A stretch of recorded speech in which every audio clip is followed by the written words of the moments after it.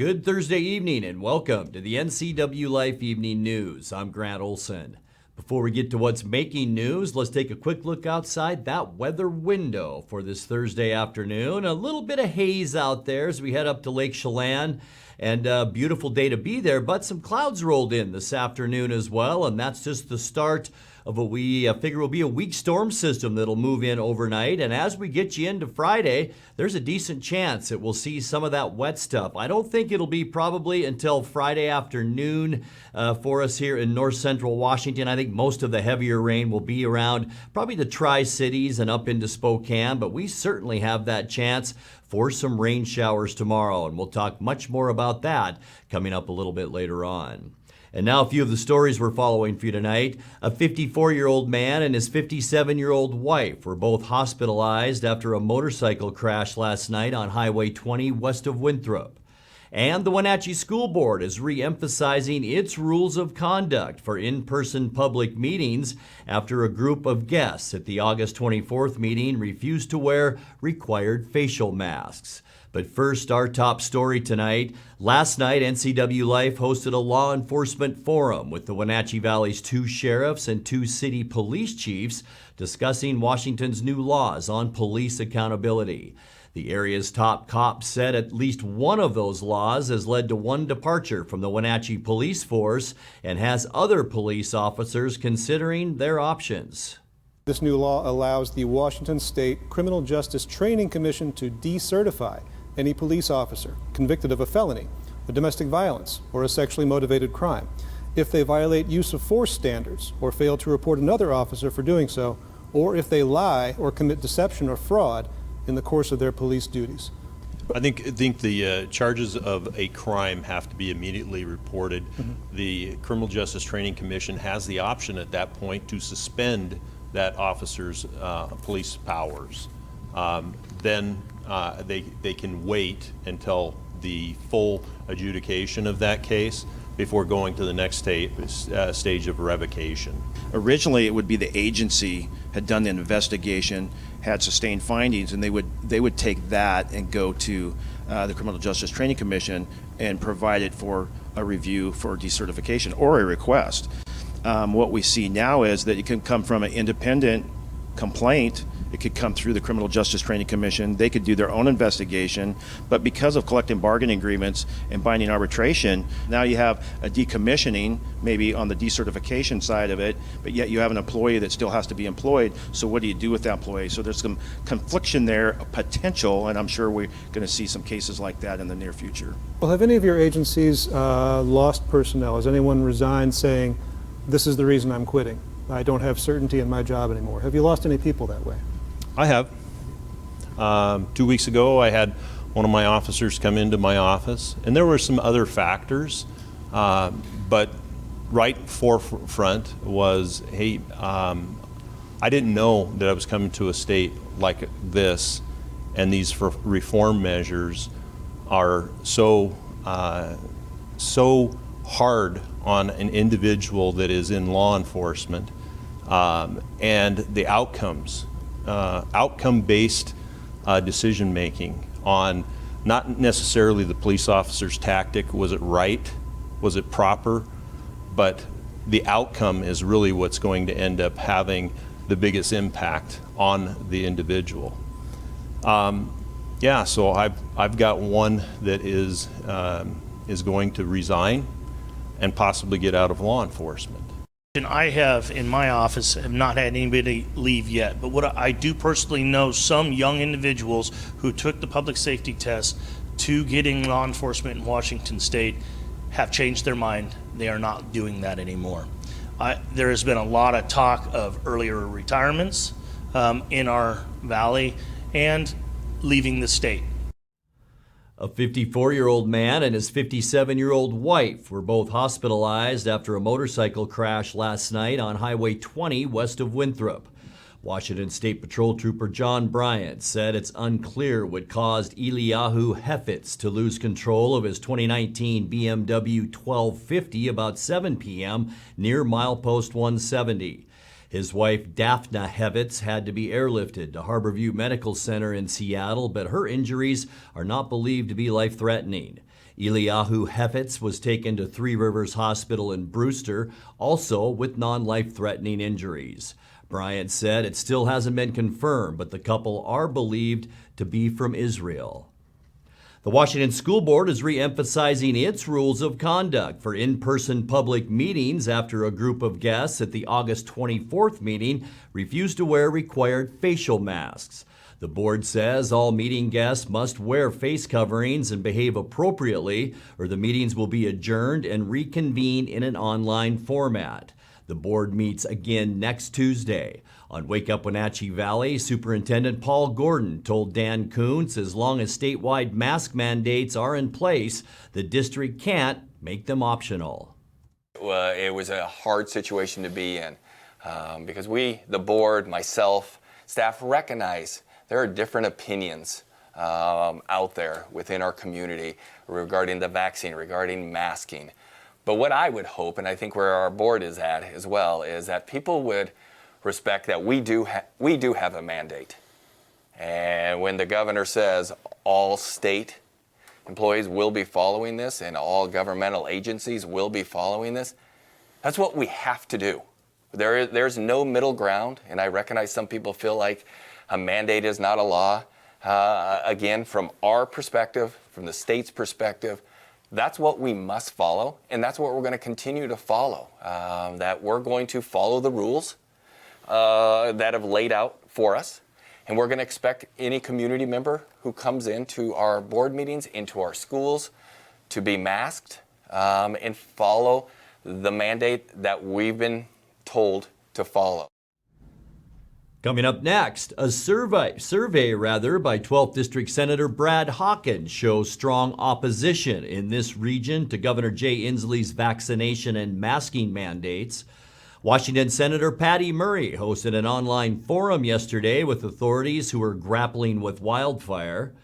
2 rural fire districts are getting federal money to buy breathing apparatus to better protect themselves while on the job. And the black bear cub found badly burned during the Cedar Creek fire in Okanagan County is on the mend after treatment and care. I'm Grant Olson, and you're watching the NCWLIFE Evening News.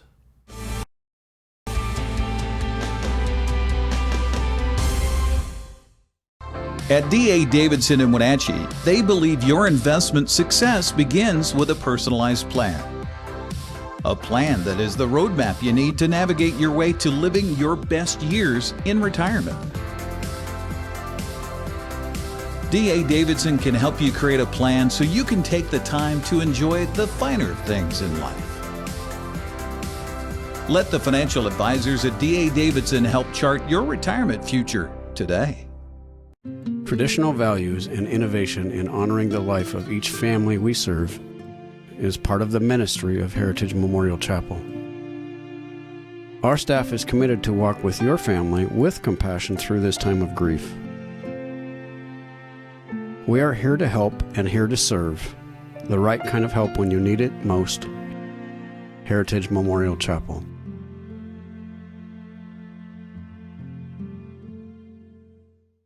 A new novel is now available at Amazon.com.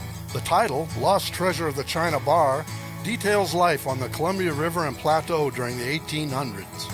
You ask, is the treasure still buried somewhere near Chelan? Find out by reading Lost Treasure of the China Bar. Lost Treasure of the China Bar. Buy it on Amazon.com. $12.99 for paperback, $2.99 for Kindle. A great gift.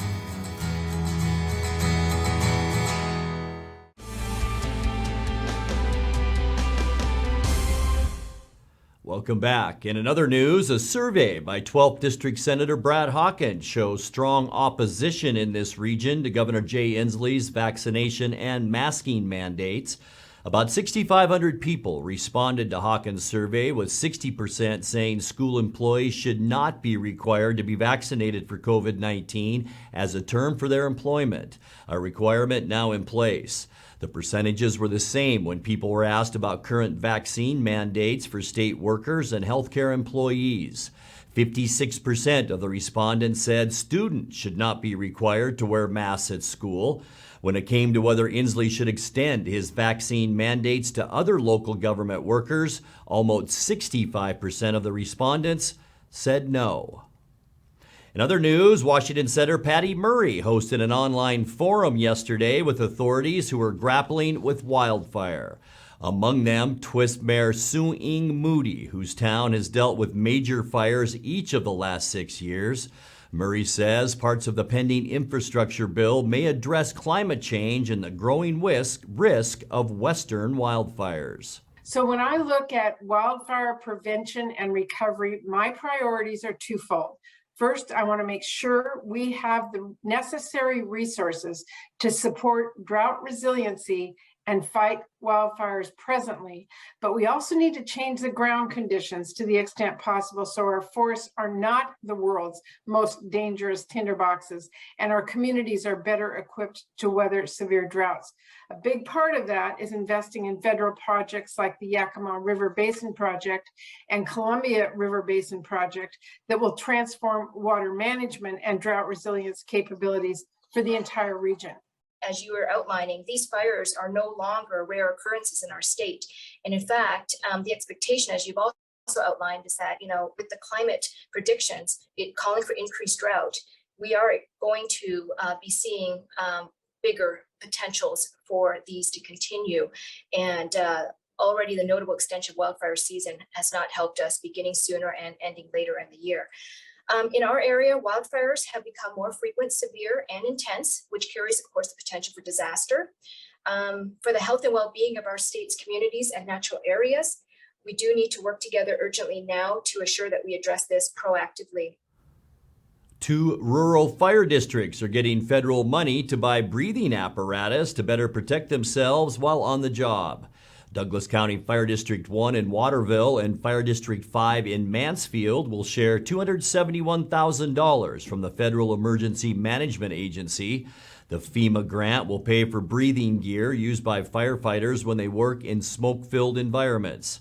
Okanagan County Fire District 6 in Twisp received $244,000 for similar purposes. Well, the black bear cub found badly burned during the Cedar Creek fire in Okanagan County is on the mend after treatment and care. Firefighters rescued the female cub July 27th and turned it over to State Fish and Wildlife. The cub is now recuperating at the Linwood-based animal refuge Paws, where it's been treated for second-degree burns to its paws and face.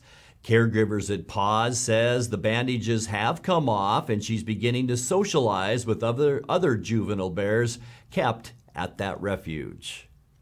You're watching the NCWLIFE Evening News. Coming up next, tonight's features story and your complete local weather forecast. That and much more still to come on the NCWLIFE Evening News. Please stay with us.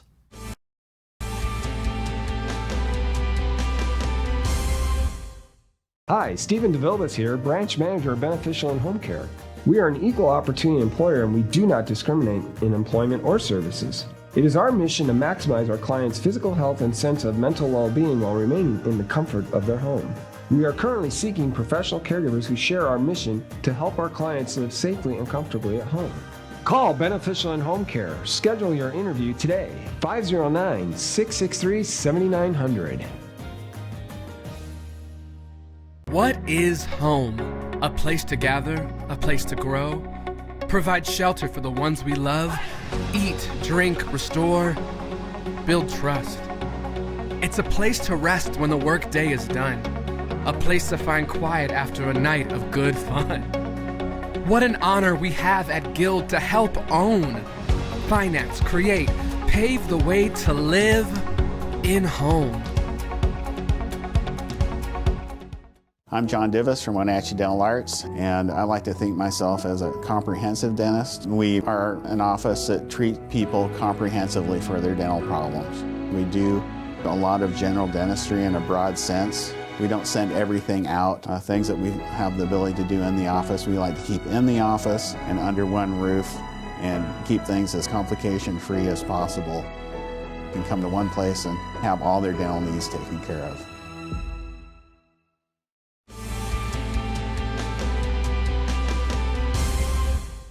Welcome back to the NCWLIFE Evening News. Time now for our weekly Pause for Pets feature from the Wenatchee Valley Humane Society. Tonight, we meet a cat named Paris.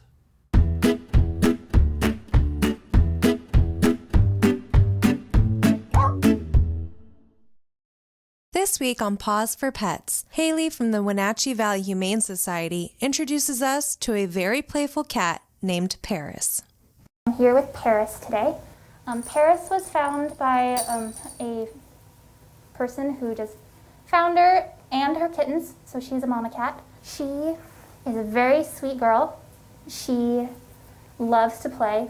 She really likes the dangle toys or things that she can run after. She's going to be looking for a home with someone that can keep her entertained and play with her as much as she wants. In her foster home, she did good with kids. If you are interested in meeting Paris to potentially adopt her, you can come on down to our shelter. We are open every day of the week. We are closed from 1:30 to 2:30 daily for quiet hour for our pets. And on the weekends, we close at 5. During the week, we close at 6.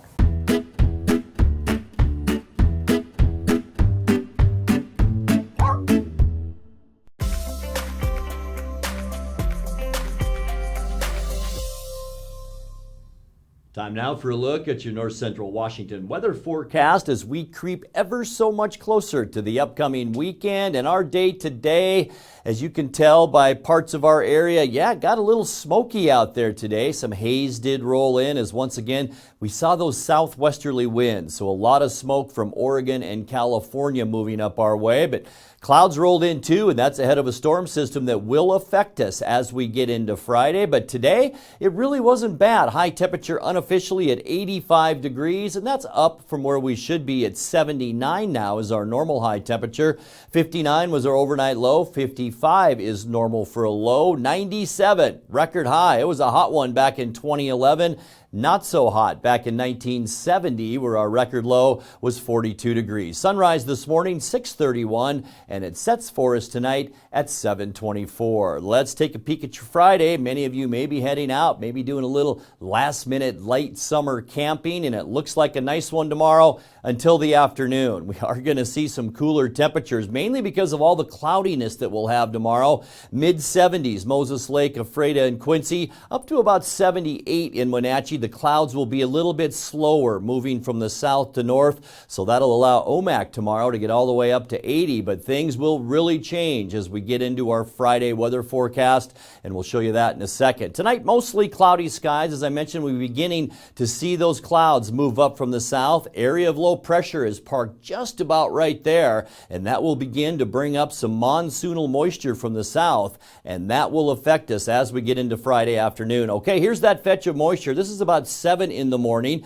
We'll see a 30% chance of rain increasing. This is about 1 or 2 o'clock, and even as we make our way through till about 7 o'clock tomorrow night, still some showers back into the Wenatchee Valley and probably over into Moses Lake too. As we get into Saturday then, things will get very nice once again. That storm system will head out and we will see mostly sunny skies with temperatures on Saturday, mainly in the upper 70s, about normal for this time of year.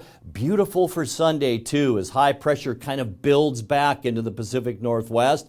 Highs again to end our weekend into the upper 70s. And then as we get you into Monday, expect a little bit of a breeze out there. High pressure here, low pressure in the Rocky Mountain states will kick up those winds.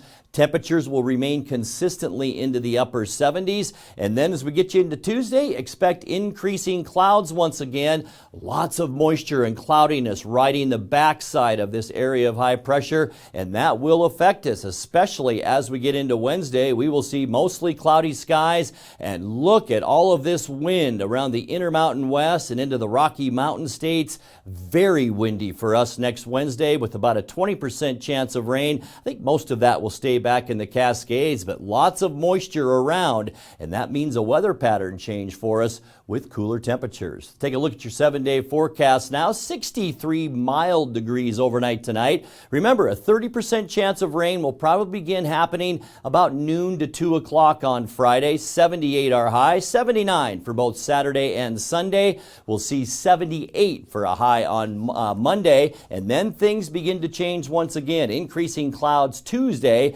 Lots of wind Wednesday with high temperatures then around 75 degrees.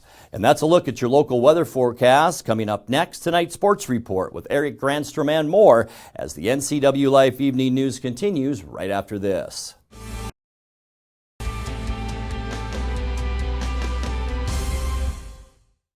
You love to help others. You need a solid career. You can have it all with help from Charter College. Our 10-month medical assistant program prepares you to work in healthcare settings like physician offices, rehab centers, and clinics. You'll learn to take patient vitals, assist with exams, administer injections, and maintain medical records.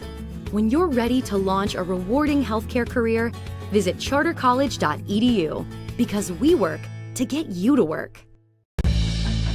At Wenatchee Powersports, we proudly offer the Polaris product line. Polaris builds the highest quality side-by-side in the industry, with off-road capability that's second to none. The Polaris pre-order program allows customers to purchase the vehicle they want without having to select from limited dealer inventory.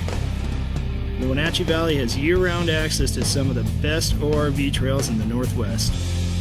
Start your adventure here at Wenatchee Powersports. At Local Myth Pizza, we believe in real food, freshly prepared with only premium ingredients. Our cheeses are imported from Italy. Our sauces, dressings, and even our sausages are made in-house fresh daily. Featuring Northwest craft beers and 30 Chelan Valley wines and ciders. Family fun and amazing food. Eat local, drink local, and be local at Local Myth Pizza. Come see why Sunset Magazine says you can't beat Local Myth Pizza.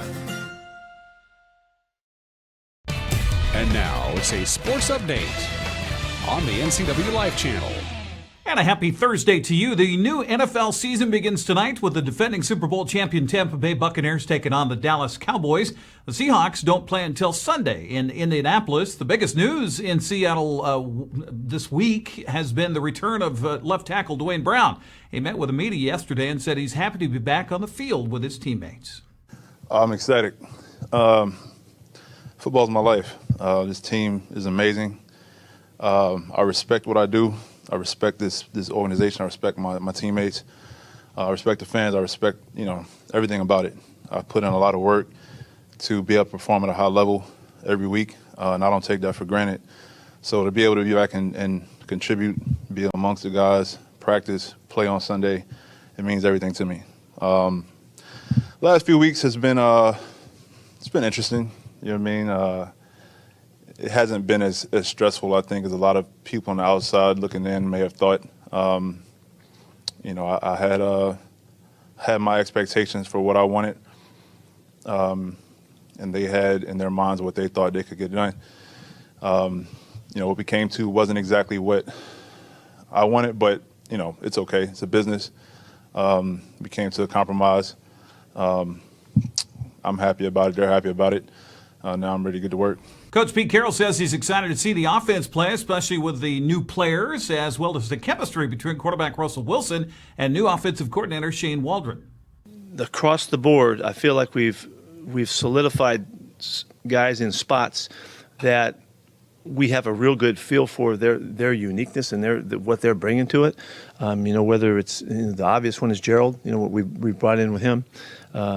And seeing Gabe come to work for us and how he's going to add to it. See what Eskridge can do, as he adds to it. I mean, we had a real picture for what he could be. And he's really given us no reason to think otherwise. He's practiced and prepared really well. So there's those are the special elements that are uniquely different, But what's maybe most special about it is, and I'm hoping it shows, is the relationship between Shane and Russ. As good as Jamal Adams was a year ago, defensive coordinator Ken Norton Jr. says he expects him to be even better in his second season as a Seahawk. Well, I think it's a little bit of everything. Jamal's a fantastic teammate. He's a great player to coach. And again, he's now going into his second year in the system. He'll be more well-rounded. He'll understand where he fits in the defense and how all the coverages work together. And I think you'll see so many different things about him. He's a really good football player all around. I think everybody pretty much saw what his blitzing really stood out. But he's a guy who can blitz, he can cover, he can communicate, he can do a lot of really good things on the football field. He's a great tackler. You'll see everything he can offer. Seattle and Indianapolis kick off Sunday morning at 10 o'clock on Fox. Well, the Mariners return home on a positive note after defeating Houston yesterday, 8-5. Back and forth contest saw Seattle tie it in the 7th on a 2-run double by Jared Kelenic. Going up against Jared Kelenic, the rookie goes after the first pitch and puts it in the air. Myers tracking back, similar spot where he made a catch. This time he's going to have to play it off the wall, and the Mariners are going to tie up this game. Jared Kelenic has himself a 2 RBI double. One pitch from Phil Maton turns into a 4-4 contest. Yeah, it remained 4-4 until the top of the 9th when Jose Marmolejo stepped up to the plate. Marmolejo's up the middle, he comes through. The Mariners grab the lead back with one, and here comes another. Dylan Moore and Jared Kelenic score. It's 6-4 Seattle. A pitching change later, and J.P. Crawford would add some much-needed insurance. To see how he pitches him today. Crawford drives one to deep right field. Tucker looking back, and forget about it. It's gone. J.P. Crawford for 2 to make it 8-4 Seattle. Huge hit, hanging slider. He says he doesn't care about the splits. JP's listening to the broadcast. I don't care about the lefty on lefty split. See why? Manager Scott Service was relieved to finally get a W out of Houston and head back home. We have a lot of goldfish, guys with very short memories. So for all you Ted Lasso fans out there, that's what came into my mind today. Certainly when we got after it in the first inning, you never would have known we were in a tough game last night and weren't able to get it done. So what can you say? The will to win that this team has is so unique. And I've been on a lot of teams, coached a lot, played on a lot.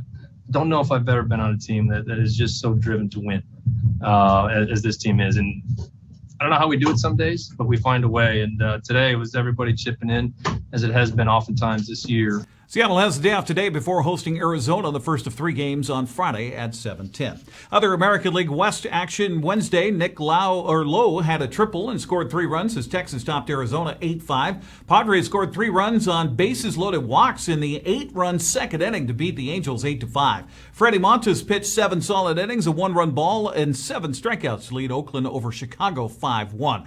Wildcard race-off flip-flop in the standings as Toronto beat New York 6-3 for the 7th straight win.